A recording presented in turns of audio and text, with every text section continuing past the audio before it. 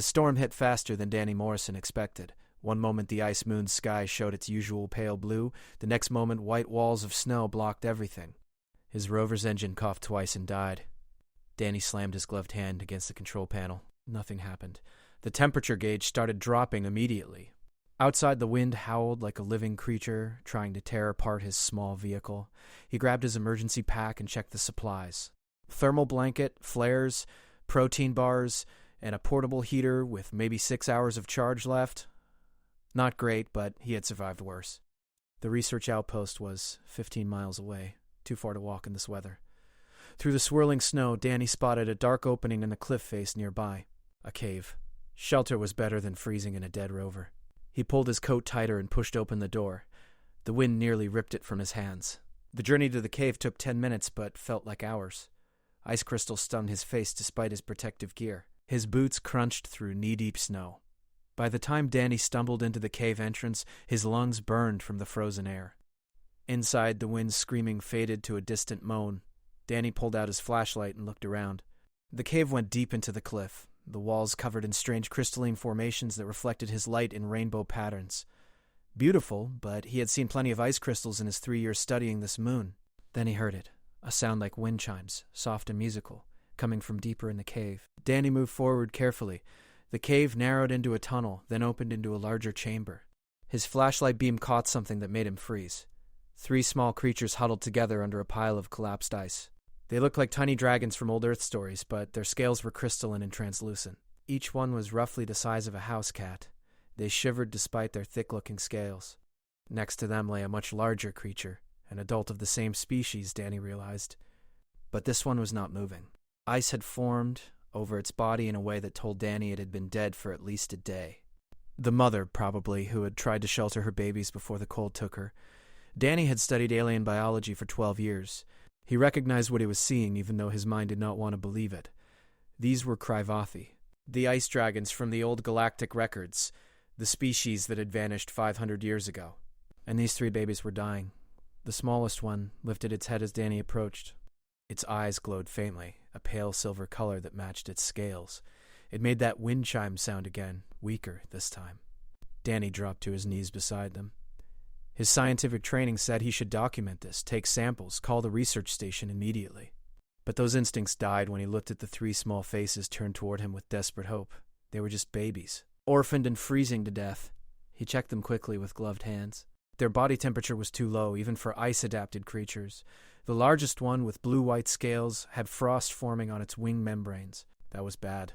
The middle-sized one, with pale gold scales, barely responded to his touch. Danny pulled out his portable heater and set it up. Then he did something his supervisor would have called insane. He opened his coat and carefully lifted the smallest creature inside, against his chest. It was cold enough to make him gasp, but he wrapped the thermal blanket around both of them. The little dragon made a surprised chirping sound. Its tiny claws gripped his shirt carefully, not breaking the fabric. I know, Danny whispered. I am warm. You are cold. Let us fix that. He brought the other 2 inside his makeshift shelter, arranging them so the heater's warmth reached all 3. His coat bulged awkwardly with the creatures pressed against him, but their shivering started to slow. Danny had lost his wife and daughter 4 years ago in a colony transport accident. He had buried himself in work after that, taking the loneliest research positions he could find. Places where he did not have to pretend to be okay around other people. Places where the silence did not remind him of his empty apartment back on Earth. He had not held anything living and fragile since his daughter's funeral.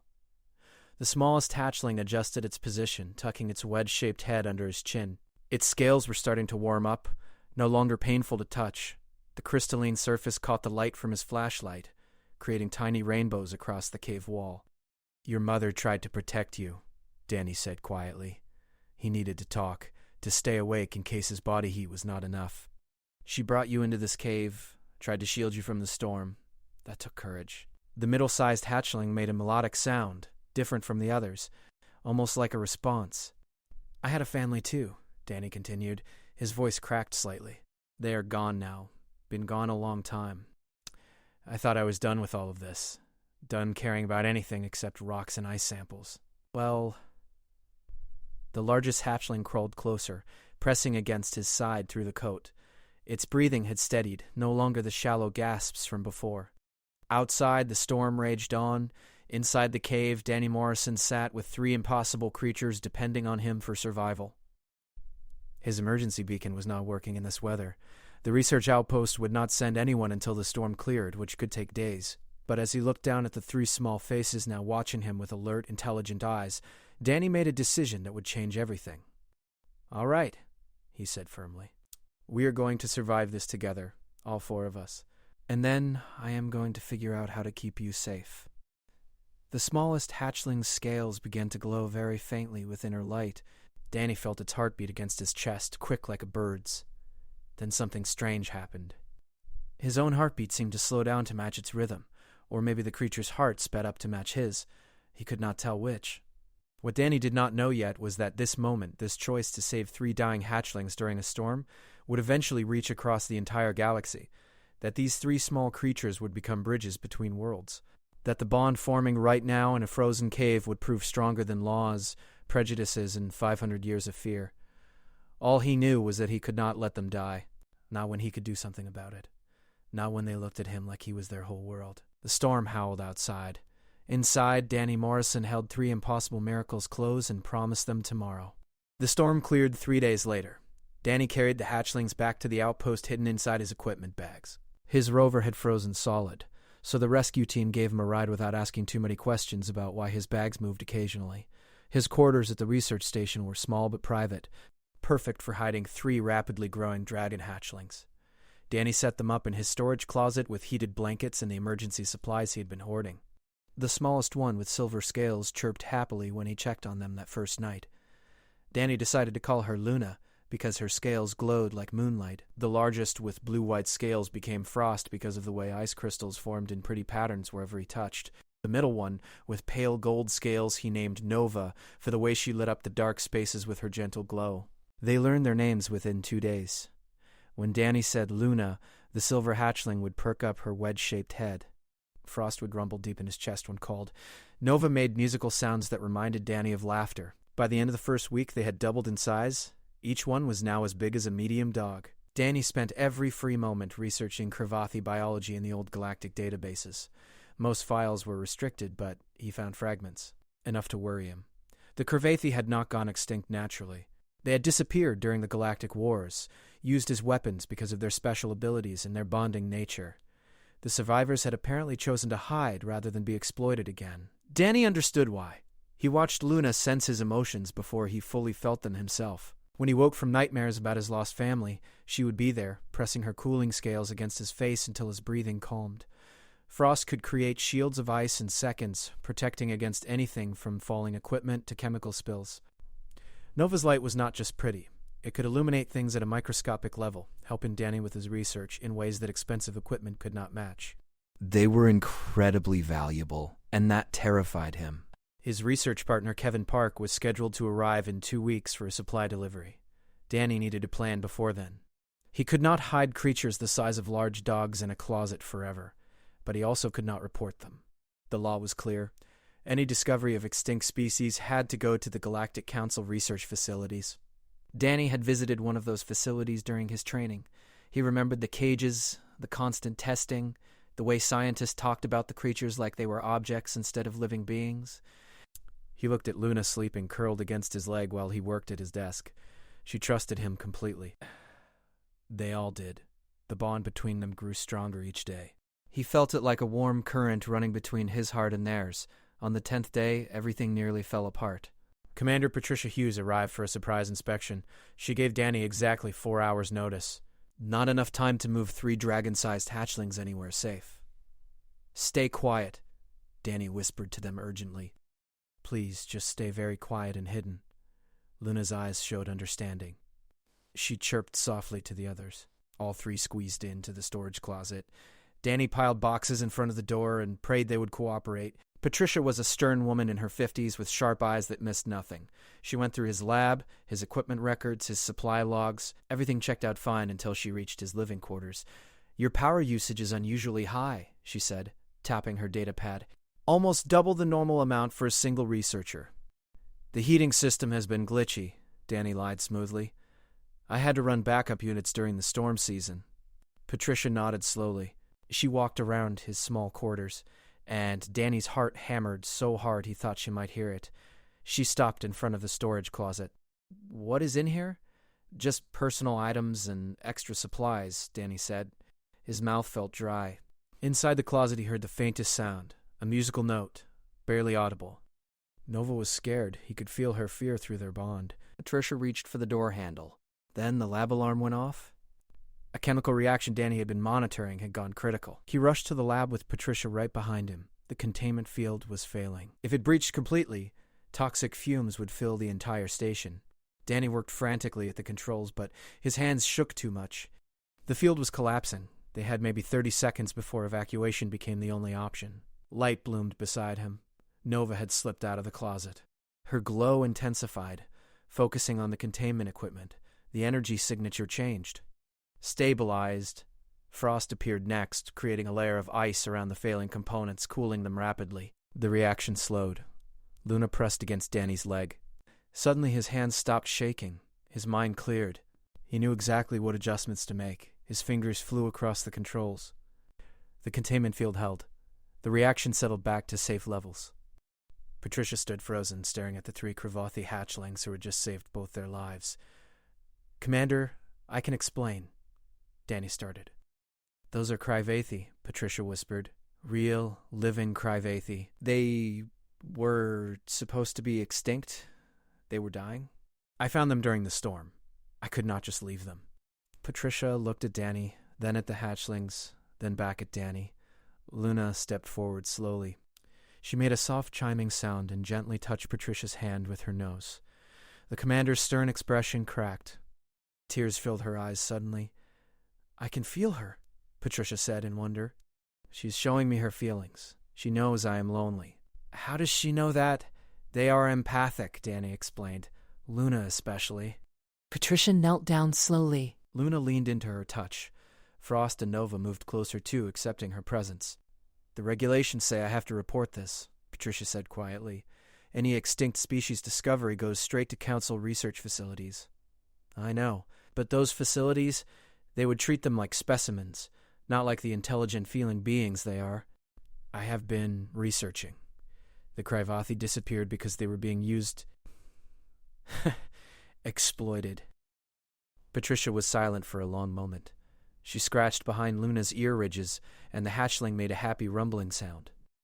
"How long can you keep them hidden?" Patricia finally asked. Danny blinked in surprise. "You are not going to report them?" "I did not say that. I asked how long you can keep them hidden. There is a difference." Patricia stood up. "They are growing fast. In a few months they will be too large to conceal. You need a better plan than hoping nobody notices." "I am working on it," Danny said. "Work faster. Kevin Park arrives in 2 weeks. He is not as understanding as I am about broken regulations." Patricia headed for the door, then paused. "Morrison, those creatures saved our lives just now. They did not have to do that. They could have stayed hidden, but they chose to help." "They are good," Danny said simply. "Better than most people I have known. I will note in my report that your power usage is due to equipment malfunctions. That gives you some time. Use it wisely." After she left, Danny sat on the floor. All 3 hatchlings piled onto him, a warm heap of scales and trust. "That was too close," he told them. "We need to find others like you, your real family, before someone less understanding finds you first." Luna chirped and showed him a feeling, an image in his mind of the cave where he found them, of going deeper, of ice tunnels leading down into the moon's core. "You think there are more Kravathi here?" Danny asked. All 3 hatchlings responded with the same feeling.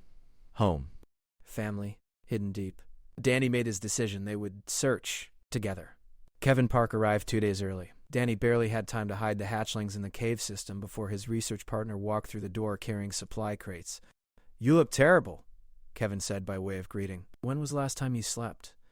Danny rubbed his tired eyes. "Storm season has been rough. Lots of equipment problems." Kevin was a good man, honest and kind, but he followed rules like they were sacred texts. Danny had spent 2 sleepless nights worrying about what would happen when Kevin inevitably discovered 3 illegal alien dragons living in the research station. It took less than 6 hours. Danny had gone out to collect ice samples, leaving strict instructions for the hatchlings to stay hidden.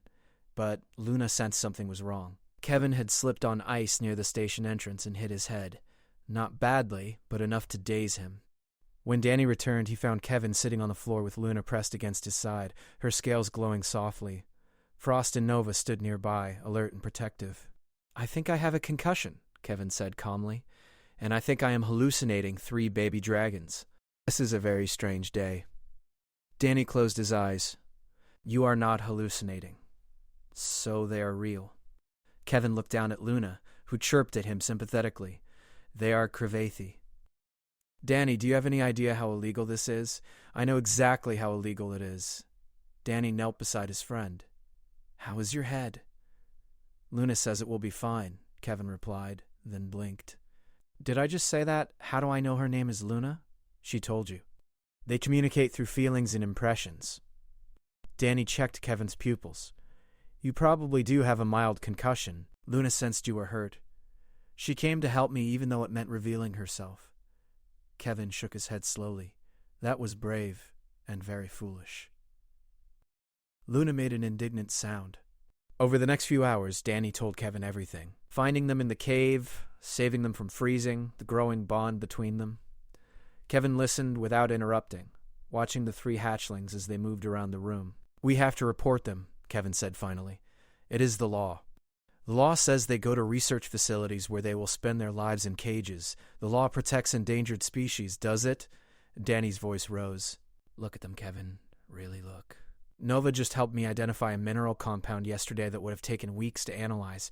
Frost's ice shield saved me from 3 different lab accidents. Luna kept me from having a complete breakdown when the anniversary of my family's death came around. They are not specimens. They are people." Nova approached Kevin slowly. She lit up, her scales creating a soft golden glow that filled the room with warmth.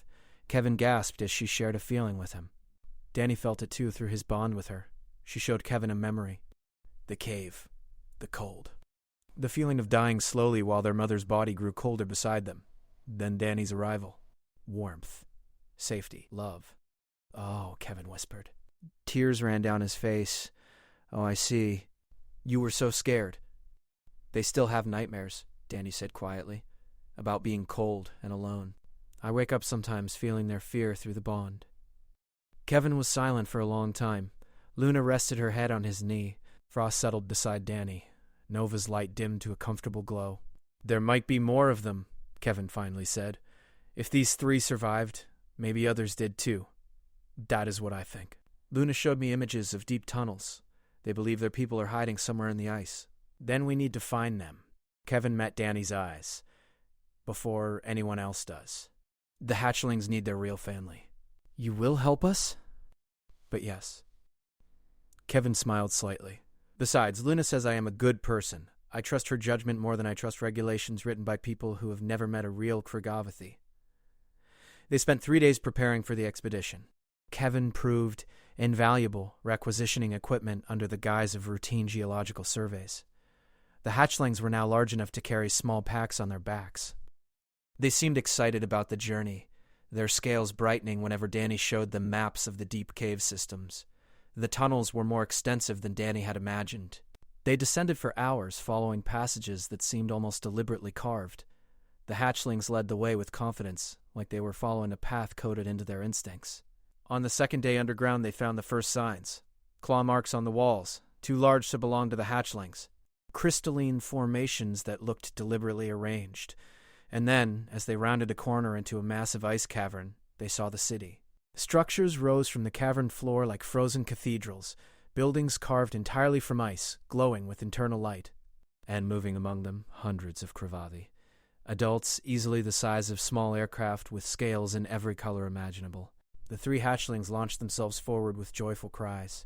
But Danny's happiness died when every adult Kravathi in the cavern turned to look at them. The temperature dropped sharply. Ice formed on Danny's suit. A massive Kravathi descended from the largest structure. Her scales were opalescent, shifting through rainbow colors. Ancient scars marked her wings. Her eyes glowed with intelligence and something else.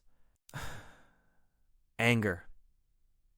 "Humans," the creature spoke directly into Danny's mind, her mental voice cold as the void. Humans bring only death and chains. You were not invited here. The three hatchlings placed themselves between Danny and the elder. Luna made urgent chiming sounds. Frost's scales bristled defensively. Nova's light flared bright. "Ah, Elder Shimmer," Danny said, hoping his voice did not shake. "I mean no harm. I only brought your children home. These hatchlings have bonded to you." Shimmer's voice held disgust. "You have stolen them from their own kind with your human tricks."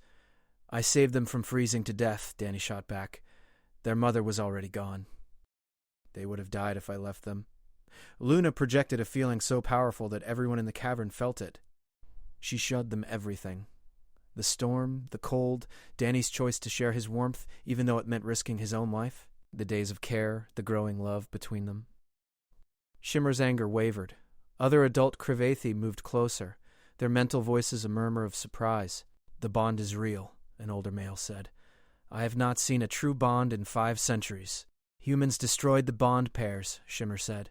"They used our bonded ones as weapons, made us fight their wars. When we refused, they killed our partners to punish us." Danny felt sick. "I did not know. Ignorance does not erase history." But Shimmer's voice had softened slightly. She looked at the 3 hatchlings, who refused to move from their protective positions. "Baby, yet these young ones defend you as they would defend their nest parent." "Because he is our nest parent," Luna spoke, her young voice clear in everyone's mind. "He could have taken us to the humans who pay money for discoveries.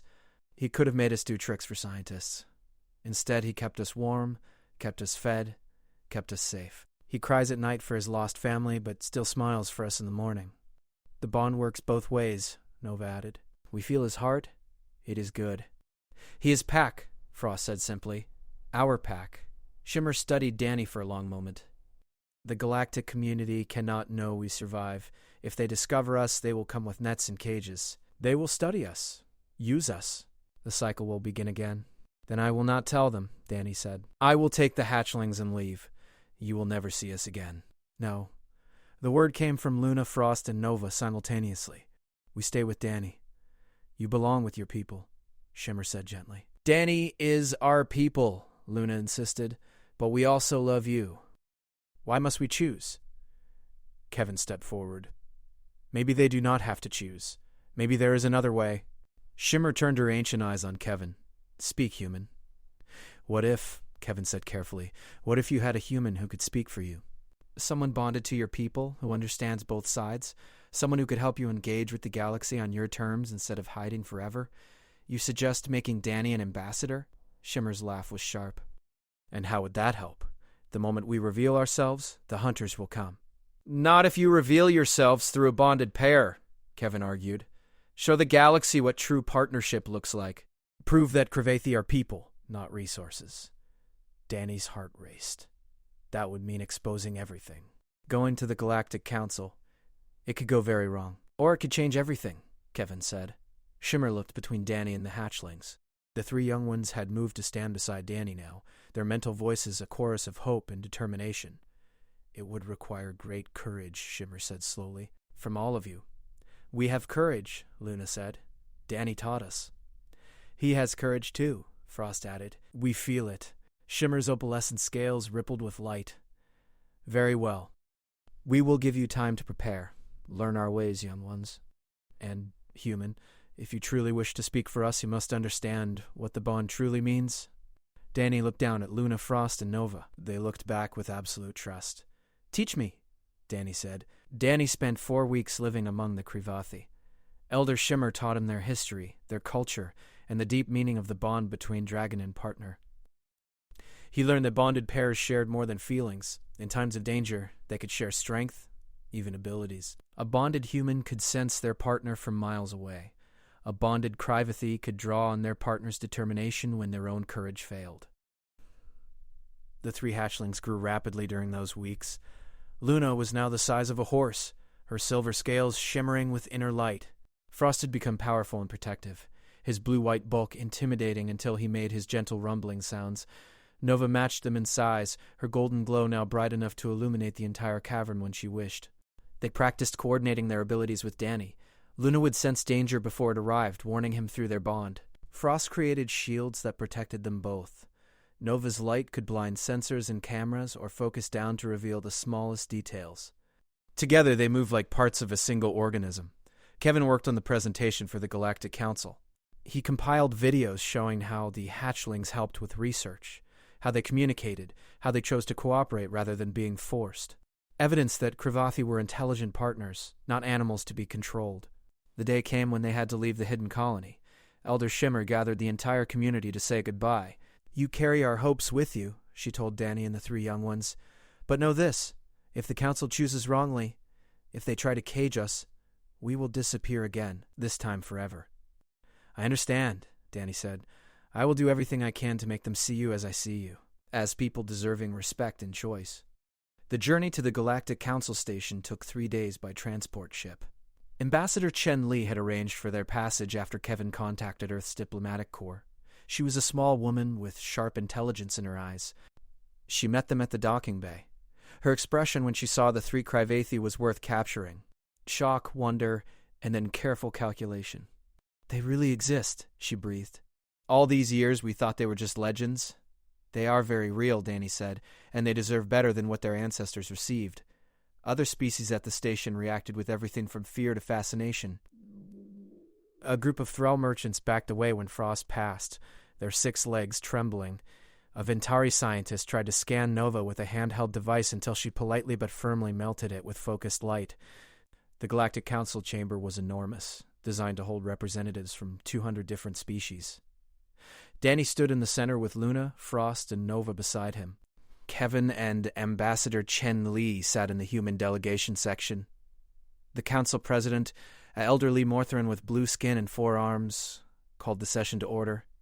"We are here to discuss the petition brought by human researcher Daniel Morrison regarding the species known as Cravathi. Mr. Morrison, you claim these creatures deserve sovereign recognition. Please present your evidence." Danny's throat felt dry. He had practiced this speech 100 times, but now, facing so many powerful beings, the words almost failed him. Luna pressed against his leg. He felt her confidence flowing through their bond. Frost and Nova moved closer, their presence steadying him. 500 years ago, Danny began, the Cravathi disappeared from the galaxy. Most assumed they went extinct. The truth is, they went into hiding because they were being exploited, used as weapons. Bonded pairs were forced to fight in wars they had no stake in. When the Cravathi tried to refuse, their human partners were killed as punishment. Murmurs rippled through the chamber. The Z-Hex delegate, a massive insectoid creature, clicked its mandibles loudly. "Ancient history," the Z-Hex said. "What matters is that a valuable species has been rediscovered. They must be protected in proper facilities where they can be studied and preserved." "They are not specimens," Danny said firmly. "They are people. Let me show you." Kevin activated the first video. It showed Nova helping Danny analyze mineral samples, her light revealing structures no microscope could see. The next showed Frost creating an ice barrier to contain a chemical spill, saving equipment worth millions of credits. The third showed Luna sensing an equipment malfunction before any alarms triggered, preventing a disaster. "These are not trained animals performing tricks," Danny explained. "These are intelligent beings choosing to help, choosing to cooperate. That choice matters." "Pretty demonstrations," the Z-Hex delegate said dismissively. "But it proves nothing about their intelligence. Many species can be trained to perform useful tasks." Luna stepped forward. Danny felt her determination through their bond. Before he could stop her, she projected her feelings into the entire chamber. Every delegate suddenly felt what Luna felt. The cold of dying in that cave, the warmth of Danny's rescue, the joy of learning, the love of family, both her Cravathi colony and her human nest parent, the hope that maybe, this time, humans and Cravathi could build something better together. The chamber fell silent. Several delegates were crying. Even the Zex seemed shaken. "That is not training," Ambassador Chen Li said quietly. "That is a person sharing her heart."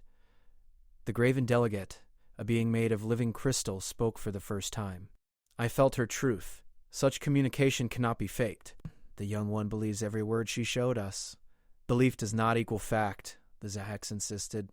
"The Cravathi are valuable, too valuable to be left unprotected. They must be secured for their own safety." "Secured," Danny said bitterly. "You mean caged?" "Controlled." That is exactly why they hid in the first place. A new voice cut through the argument. I can speak to this matter.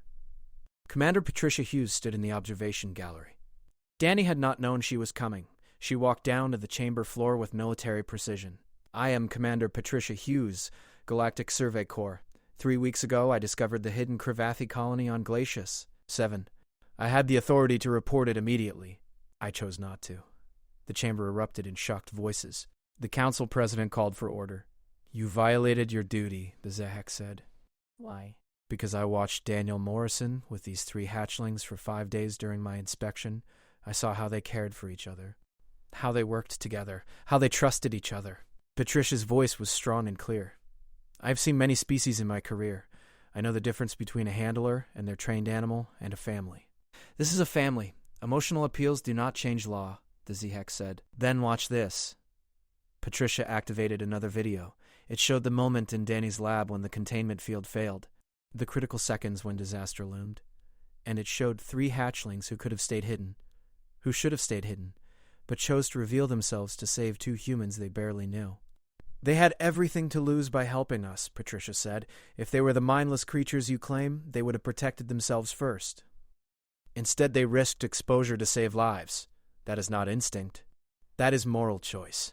Frost created an ice sculpture in the center of the chamber. It showed a Cravathi and a human standing together, not one above the other, but side by side. Nova illuminated it so the image seemed to glow from within. Luna projected one more feeling, a simple question that resonated in every mind present. Do you want to be our friends or our jailers? The council president called for a recess. The delegates filed out, many of them still looking shaken by Luna's projections. Danny sat down heavily on the floor. The 3 hatchlings surrounded him, offering comfort. You did well, Kevin said, approaching with water and food. All of you did well. But was it enough? Danny asked. Before anyone could answer, alarms shrieked through the station. Emergency broadcast activated on every screen. Distress signal from Glacius. 7. Colony under attack. Raiders attempting to capture indigenous life forms. Requesting immediate assistance. Danny's blood turned to ice. The hidden colony. Elder Shimmer and all the others. They were in danger because he had led people to them. Luna, Frost, and Nova all turned to him with the same thought. We have to go back, they said as one. Ambassador Chen-Li was already moving. I can get you a ship, but Morrison, if you leave now, the council might rule against you. Danny looked at his 3 partners.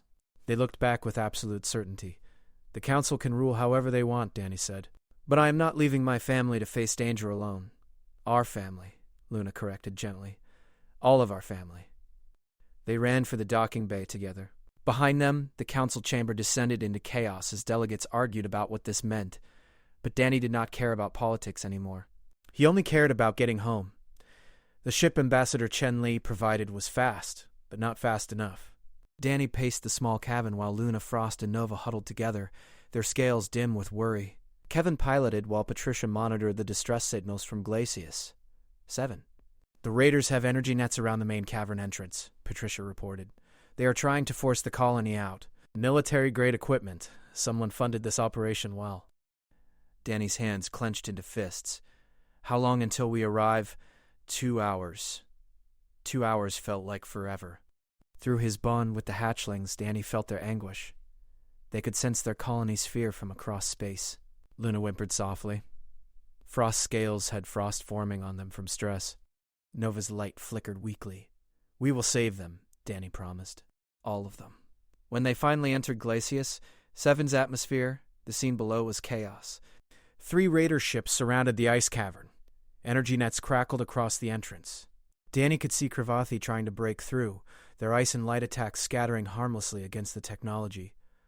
We need a plan, Kevin said. We are outnumbered and outgunned. Danny looked at Luna, Frost, and Nova. Through their bond, understanding flowed between them. They had trained for this. Not for combat, but for cooperation. We do not fight them, Danny said. We outsmart them. Luna reached out with her empathic senses, feeling the raiders below. They are scared, she reported. Hired mercenaries, not true believers. They do this for money, not hate. Then we show them something more valuable than money, Danny said. We show them mercy. The ship descended rapidly. Raiders spotted them and opened fire. Frost created an ice shield around the entire ship, deflecting the energy blasts. Nova's light flared, blinding their targeting systems. Luna projected confusion into the raiders' minds, making them hesitate. They landed hard near the cavern. Danny jumped out with his 3 partners. Inside the nets, Elder Shimmer and dozens of other Kravathi fought desperately. Some were injured. All were terrified. A raider captain approached with weapons raised. "Stay back. We have legal salvage rights to any discovered life forms." "They are not salvage," Danny said calmly. "They are people. Citizens With rights. The council has not ruled them citizens yet," the captain sneered. "Until then, they are fair game." One of the raider ships suffered a systems failure, its weapons powered down. Then another. Kevin was aboard their ship, using his technical skills to hack their systems remotely. But the 3rd ship remained operational. Its captain was more paranoid, better protected. He activated the energy nets to maximum power. Inside, a young Kravathi screamed in pain as the electricity coursed through her scales. Frost roared and charged. His ice shields battered against the nets, but the technology held. Danny felt the dragon's frustration and pain through their bond. "Wait!" Danny called. "There is another way." He walked toward the 3rd ship alone. Raiders pointed weapons at him, but he kept his hands raised peacefully. "I know you were just doing a job," Danny said. "Someone hired you to capture Kravathi. They promised you money. But think about what you are doing. Look at them." He gestured to the colony trapped behind the nets. Families huddled together, parents protecting their young, elders standing defiant despite their fear. You are separating children from parents. You are caging intelligent beings who have done nothing wrong except exist. Danny's voice carried across the ice. "Is that really who you want to be?" "We do not have a choice," one raider said, his voice uncertain. "We have contracts." "You always have a choice," Danny replied. "I had a choice when I found 3 dying hatchlings in a cave. I could have left them, could have reported them and collected a reward. Instead, I chose to keep them warm, to care for them. That choice changed everything." Luna stepped forward. She projected her memories again, but this time aimed at the raiders. They felt her love for Danny, her joy at being part of a family, her hope that maybe humans and Kravathi could find peace together. One raider lowered his weapon, then another. The 3rd ship's captain remained unmoved. "Touching story," he said coldly. "But my employer pays better than your feelings." A new ship entered the atmosphere. Larger. More official. The Galactic Council's emergency response vessel. "All hostile forces, stand down immediately," a voice boomed across all frequencies. "The Galactic Council has reached a decision. The Kravathi are hereby recognized as sovereign citizens with full rights and protections. Any attempt to capture or harm them is now a war crime." The raider captain's face went white. His ship powered down. The energy nets flickered and died. The Kravathi colony surged forward. Elder Shimmer reached Danny first, her opalescent scales bright with relief. Luna, Frost, and Nova rushed to greet their birth family while maintaining their bond with Danny. "You came back," Shimmer said. "You left the council to save us." "Of course I did," Danny said simply. "You are family." One raider ship tried to flee but found its path blocked, not by weapons or nets, but by Danny's ship positioning itself in the way. The raider pilot, a young man named Marcus Webb, transmitted a surrender. "We give up," Marcus said. "We did not know they were people. We thought they were just valuable animals." Patricia took the raiders into custody, but Danny stopped her before she took Marcus. "Let me talk to him first." Marcus stood before Danny, ashamed and frightened. Luna approached slowly. The raider flinched, expecting attack. Instead, Luna gently touched her nose to his hand. She showed him her memories. The cold, the fear, the warmth of being saved. Marcus started crying. "I am sorry," he sobbed. "I was desperate. Lost my job, my family needed money. I took the contract without thinking about what it meant." "I understand desperation," Danny said. "But you have a choice now. You can help us make this right. Tell us who hired you." Marcus revealed everything. A corporation that wanted to exploit Kravathi abilities for profit. Military contractors who saw them as weapons. All the same forces that had driven them into hiding 500 years ago. "But this time we have proof," Kevin said, recording everything. "And this time the council has ruled in your favor." The council ship landed. Representatives emerged, including Ambassador Chen Li. She smiled when she saw Danny surrounded by Cravathi. The vote was close, she admitted, but your actions here sealed it. You abandoned political gain to protect those you love. Luna's projection showed every delegate what true partnership looks like, and then this attack proved why the Cravathi needed protection under their own terms, not ours. What about the colony? Danny asked. Can they stay hidden? Glacius, 7 is now a protected world. No unauthorized access allowed. The colony can choose how much contact they want with the galaxy. Chenli knelt to look at Luna, Frost, and Nova. And bonded partnerships are recognized as sacred cultural practice. You 4 are the first official ambassador team. Elder Shimmer stepped forward. We choose limited contact, slowly, carefully. With Danny and his bonded ones as our voice to the galaxy. And the Raiders? Patricia asked. Most will face justice, Chenli said. But this one, she looked at Marcus, Luna vouches for him. She believes his remorse is genuine. Give him to me, Danny said. Let him work with us, learn about the Cravathi. Maybe he can help other desperate people understand there are better choices than exploitation. Marcus looked shocked. You would trust me, after what I tried to do? Luna trusts you, Danny said. And I trust Luna. We all deserve second chances. In the weeks that followed, Danny split his time between the research outpost and the hidden colony. Luna, Frost, and Nova grew into magnificent adults, but never lost their bond with their human partner. They became bridges between two species, teaching both sides that cooperation was stronger than control. Other Cravathi began cautiously bonding with carefully chosen humans. Patricia was among the first, partnering with a young dragon who sensed her loneliness and offered companionship. Kevin bonded with a technical-minded Cravathi who shared his love of solving problems. 3 other species that had been hiding came forward, inspired by the Cravathi's success. The galaxy began to change, slowly replacing exploitation with partnership. Danny stood in the ice cavern where he had first found 3 dying hatchlings. Luna pressed against his side, now large enough that he could ride on her back. Frost and Nova flanked them, their family complete. I never thought saving you would lead to all this, Danny said quietly. You did not just save us, Luna replied. We saved each other. You gave us life. We gave you purpose. Together we gave the galaxy a new path. Frost rumbled his agreement. We are pack. Always, forever family, Nova added, her light warm and steady. Danny looked up at the ice ceiling, at the colony thriving around them, at the future they had built together from one simple choice in a frozen cave. He had lost his first family to tragedy, but he had found a second family in the most unexpected way. 3 orphaned hatchlings who needed someone to keep them warm, who became his reason to keep going, who changed not just his life, but the entire galaxy. Sometimes the smallest act of kindness creates ripples that transform everything. Danny Morrison had learned that lesson well. And somewhere in the galaxy, other lonely beings were learning it too, one bond at a time. The man who saved the ice dragon hatchlings discovered they had saved him right back, and together they saved countless others. The man who saved the ice dragon hatchlings never thought they would bond like this.